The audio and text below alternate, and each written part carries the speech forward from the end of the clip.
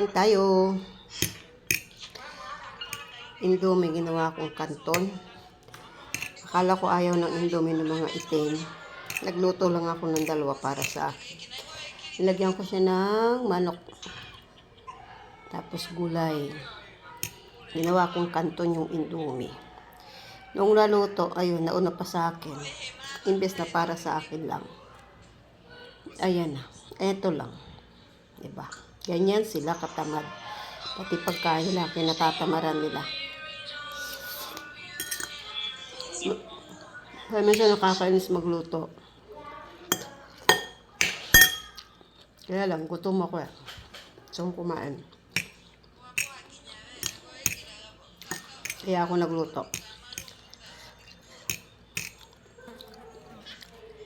Ito ang nakakainis dito pag nandito kami sa bakasyon sa Daman. Ang tatamad ng mga kasama.